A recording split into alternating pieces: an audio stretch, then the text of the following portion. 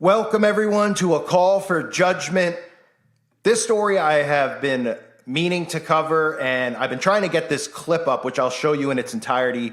Obviously, a lot of clips, when you upload them here, get copyrights, so you have to kind of work around the coloring and the audio, et cetera, which I've finally gotten finished to be allowed to upload because of the copyright. So I'm going to play it for you, but I'm going to talk about this first because this is really important. All goes together. I'll show you what this guy's talking about in a second. iPhone killer. New AI wearable Humane hopes to make smartphones obsolete.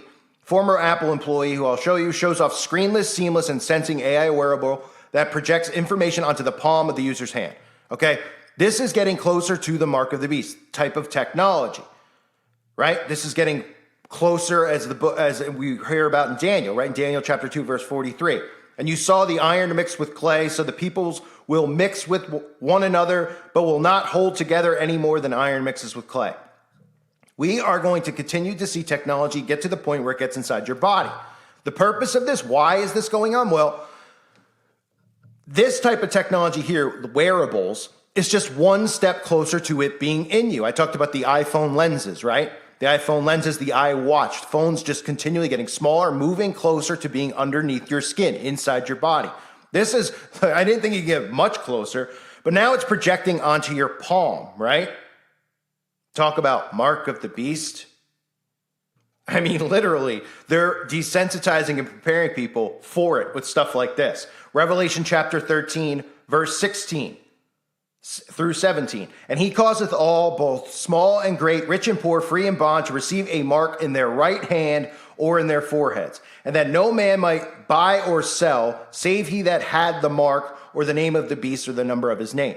So they're literally showing you at a TED Talk, which is everything at TED Talk is clearly, everything they're promoting has to do with Satan and the mark of the beast, the type of technology they're getting people prepared for, and the type of ideologies, of course. That's all the stuff with the genders and all that. That's been promoted there over the last decade. And they promote TED Talk. They're like, TED Talk's great. Well, TED Talk is there to desensitize and prepare people. And they just say, oh, this guy's from Apple. This is great. And I'll show you that again in a minute. But literally showing you this projected on their hand. Now, you might remember I covered this about dozens of times, and I'll cover it right now again. Talking about how the phone is going to end up in your body. Well, this is the one step closer before we get to 2030. This type of tech where it's wearable on your shirt, which you'll see in a second, where the guy is literally talking to his wife. But this is the CEO of Nokia talking about how it's going to be in us by 2030. You'll have such a good digital twin that you'll be able to go into the metaverse, into a virtual reality world, turn a dial, pull a switch, feel around, and actually change it in the real plant? Absolutely. And this is not far off. I mean, the physical and the digital worlds, they will grow together, and the result is exactly what you just said. I wanted to ask when you all think we're going to move from this form factor to something that's on your face, glasses, and when computing's all on the edge. All right, 50 seconds. Who wants to answer quickly? I think it will go. It will. First of all, it will definitely happen. I was talking about 6G earlier, which is around 2030. I would say that by then, definitely the smartphone as we know it today will not anymore be the usual kind of the most common interface. Wow. Many of these things will be built directly into our bodies. So we're getting closer, right? So what is the point of this? I'm not saying that this is obviously the mark, but literally they're getting you prepared even by showing it to you on the guy's hand, right? And TED Talk previews a new artificial intelligence powered wearable called Humane has just been released. Developed by former employees of Apple, the new piece of tech is widely being advertised as something that could make smartphones like the iPhone more or less redundant. The former Apple employees developed Humane with a future that is even more intelligent and even more personable, according to the company's website. Humane aims to displace cell phone screens with a voice-activated assistant that projects everything from calls to text onto the user's hands. The projector promises to solve several issues with modern tech, including the need to constantly check cell phones, the physical limitations of touchscreens, and limited accessibility. So the guy goes on to say, what do we do with all these incredible AI developments, and how do we harness these to make our life better genuinely? right? And again, I've talked about it over the years. For those of you that are new, I'm sure most of you are longtime people who have listened. Not that, I mean, wink, wink, I am a new YouTuber.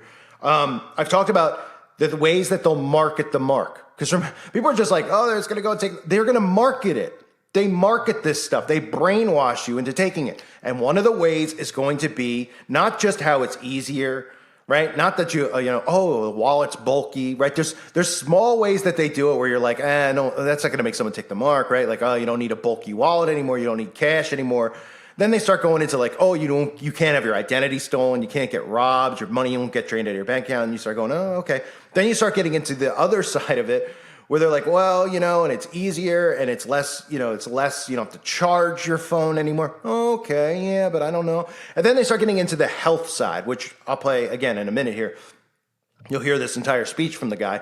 They start talking about your health and how having this type of technology inside your body will help monitor your health at all times, right? Oh, it'll monitor your heart rate at all times. And that's part of why the iFit and all this other technology has been promoted over the years. And yes, I mean, people get it and they're like, oh, I'm going to get it because I'm going to, I'm overweight and I want to manage my steps or my calories. I want to be healthy. Well, everybody wants to be healthy and feel good, right? But that's not what they create it for because they don't want you to be healthy and feel good. They know that they need to promote it that type of way, get people, into and obsessed with tracking their every move, tracking their heart rate, tracking their health on their arm and their watch. Into, it'll be in you and you could track it. So now you won't have a sudden stroke. Now we can monitor if you have the 1/9er in your body because we have this type of tech in your body and it'll just alert you if something's wrong and we could save you. I mean, this is where everything is headed towards. And it's going to be a mind control operation to get people to take the mark because they're going to tell you that, you could live longer, right? And eventually, you could live forever. And people won't realize what that really means, right? In Revelation chapter 9, verse 6. In those days, men will seek death and will not find it. They will long to die, but death will escape them, right? Because mixing iron and clay, again, technology and humans inside your body, mixing it through your DNA, which I can't talk about that letter. You take out D and put an R and an M in front of it. That's on the website, stuff like that I'm talking about and how there's more and more of these coming out because they need to get it in you. There's a need for it. On their behalf, not on ours. But they'll tell you that there's a need for you to have it because it's mind control. They'll tell you that you need this, that this will benefit your health, that you will live longer, you will feel better, you won't have depression, you won't have mental health problems. But what? And beat it into your head until people start taking and accepting it. And eventually they'll go, you got to give up your phone, just like they do now, right? A couple years ago, they made you give up your flip phone, which is really depressing for me. But, you're going to deactivate the flip phones. You can't have one. Oh, but we'll give you a free upgrade to a 5G phone, right? Well, of course, because they want you to be on 5G, right? But it's going to eventually be where, hey, if you're not, in 2030, they're not going to be like, you have to give up your phone yet. But by 2035, 2040, if we're still here, of course, I know many of you don't believe we will be. It'd be great if we're not. But let's just say hypothetically we are. By 2040, it'll be, hey, give up your phone or have no phone. And a lot of people are like, I have to have my phone. In reality, we should all be living like the Amish because phones are just completely pointless. But technology's gotten all of us in a sense, right? I'm on a computer here talking to you on the internet. But anyway, they'll tell people, hey, you got to give it up or you got to get it. And people will be like, well, I've seen for 10 years people have gotten it. Nothing's happened to them. And I know friends that have it and they feel great. And then they all start just falling into line, desensitize them. So let's take a look. I know I said earlier I'd show you in a minute. Sorry, I was ranting about it, but I wanted to just show you and tell you some of the stuff that you need to look for in this guy's speech. They talk about the evolution of technology, right? And the evolution of, and they show the guy's wife calling and he's looking on his phone, on his hand. That looks even more annoying to me than a cell phone. Looking at your hand, you got to wear this pin on your coat or whatever. But again, this is just getting it closer and closer. How much closer could it be before it gets inside your body? I thought the eye lens was as close. I guess this is just, in the same line, right? I would say, I guess they're 1A, 1B. It's the same thing for the most part. But look at them desensitizing people is, and then of course promoting it as cool, and the audience applauds. Of course they do, because they're a bunch of zombie puppets, just like when I showed you the stuff about the quantum computers, and the guy's like, hey, they're like little demons, and they can wipe out the entire human race, and everybody applauds. It's like, You want to talk about hive mind? Is anything in their heads other than cobwebs? I guess they're just under possession. But anyway, here's the clip. It's about 10 minutes long, so take a look. Make sure you share this video. People need to know about where we're headed with technology. And again, eventually this will be in your body. I spent 22 incredible years at Apple, helping to design experiences and devices ranging from the Mac to the iPhone and to the Apple Watch. And as the power of compute increased, the size of our computers or our devices decreased.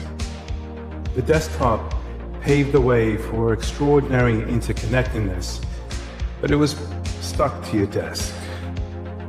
The laptop provided portability, but you still had to be sitting down to use it. And the smartphone evolved us into the modern connected humans we are, providing millions the ability to access the internet from our pockets. And the smartwatch was a window to that phone, a companion device with a whole host of health insights, all shrunk down to your wrist. But what comes next? Some believe AR/VR glasses like these are the answer, but they merely move the screens we already have in our lives today to being just millimeters away from our eyeballs. A further barrier between you and the world. And the future is not on your face. In fact, in 2017, the legendary tech journalist Walt Mossberg wrote in his final column that he felt that soon, one day, technology would become invisible, and that the computer would disappear. And we agree. Sorry, this is my wife. I'm gonna have to get this. Hello? Hey, babe. Hey, Bethany. How's it going? Good. Are you okay? Yeah, I'm on the red circle right now, actually. Oh, great. Good luck. And don't forget to mention me. I won't, babe. Thank you. Love you. Love you too.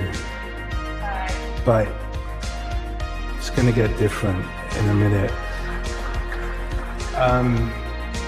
So my wife, Bethany, and our entire company at Humane have been working to answer the question of what comes next.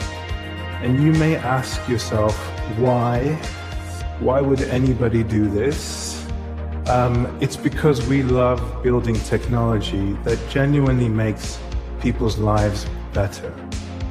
And we believed that artificial intelligence, or AI, would be the driving force behind the next leap in device design.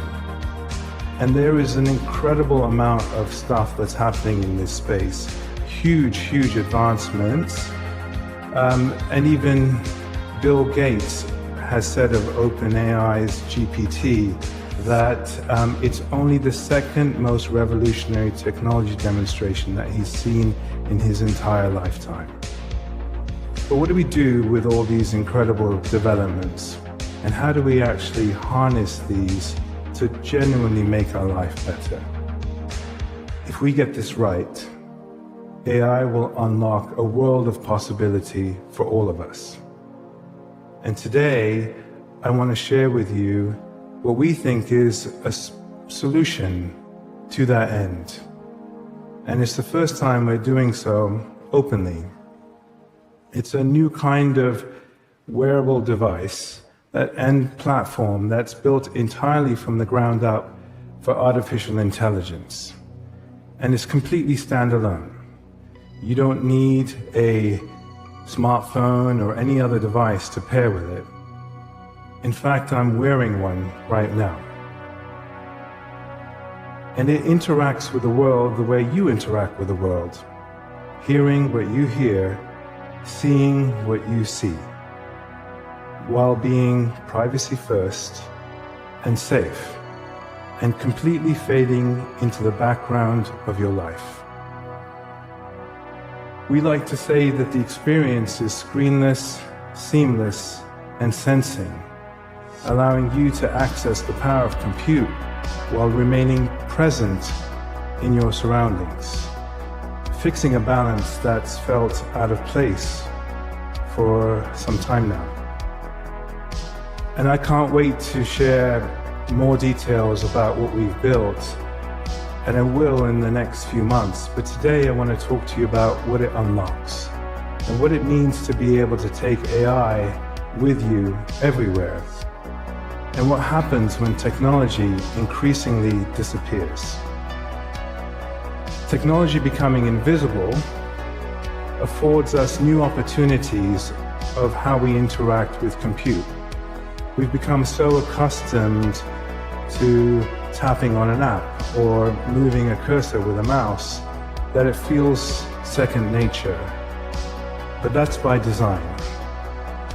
When I was working on the iPhone, I used to test interactions like slide to unlock with my infant daughter.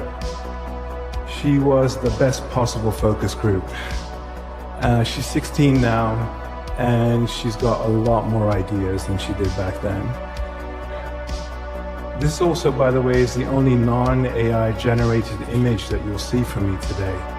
And as I look at it now, I see more than ever why a future driven by AI is far better than a future that would involve more screens. Like this. He's cute though. But for the human-technology relationship to actually evolve beyond screens, we need something radically different. Let me show you. Where can I find a gift for my wife before I have to leave tomorrow? Granville Island is a lively shopping district. That's an incredibly simple response for a very complex query. How often do we find ourselves in a new city, wrestling with our phones, trying not to bump into people, trying to figure out where we're going and where we're supposed to be? It's even harder when we don't speak the language, right? Let me show you something. Invisible devices should feel so natural to use that you almost forget about their existence. Les appareils invisibles devraient sembler si naturels à utiliser. Vous oubliez presque leur existence. You'll note that's me and my voice speaking fluent French, using an AI speech model that's part of my own AI. This is not a deep fake. In fact, it's deeply profound. This is my AI giving me the ability to speak any language, and you having a chance to hear me speak that language in my own emotion and my own voice. Thank you.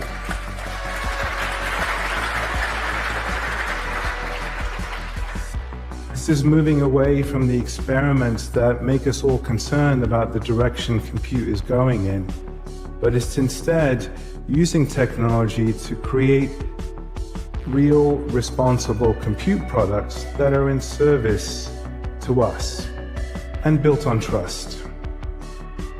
This is good AI in action.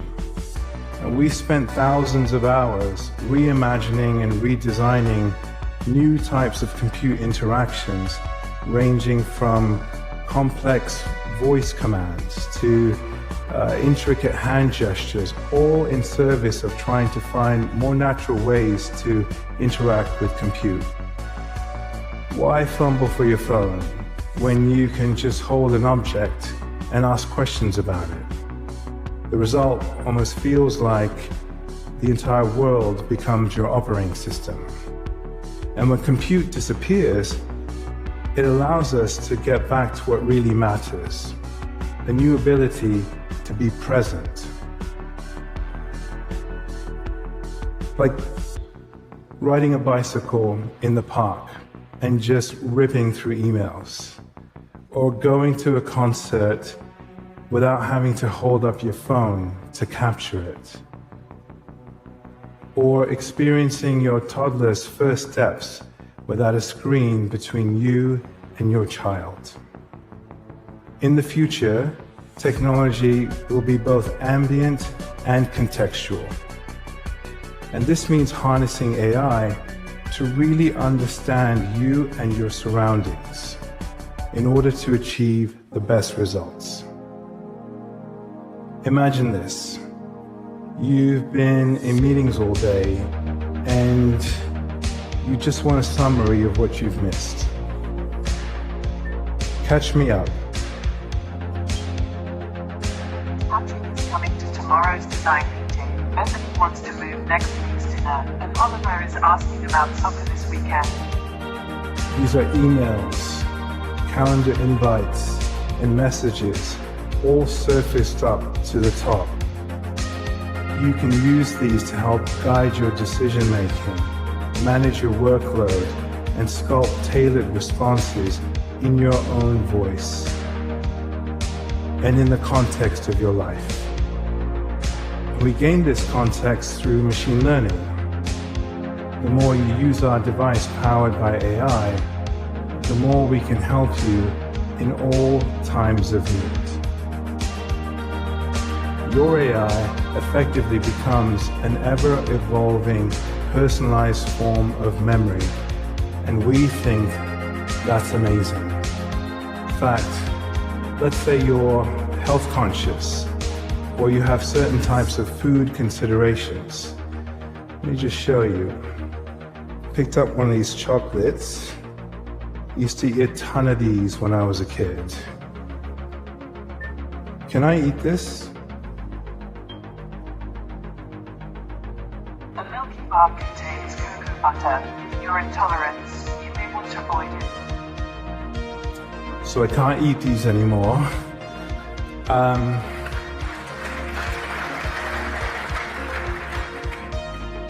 But what's cool is my AI knows what's best for me, but I'm in total control.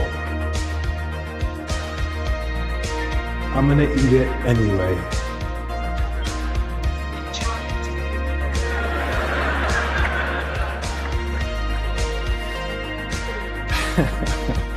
Your AI figures out exactly what you need. And by the way, I love that there's no judgment. I think it's amazing to be able to live freely. Your AI figures out what you need at the speed of thought. A sense that will ever be evolving as technology improves too. And these examples are just the start. As AI advances, we will see how it will transform nearly every aspect of our lives in ways that will seem unimaginable right now. In fact, Sam Altman from OpenAI feels the way we do, and that AI is grossly underestimated, and I'll add, so long as we get it right. We really believe that we're only beginning to scratch the surface of what's possible. Embed advancements of AI like in our device that's actually built to disappear and allow experiences to come forward.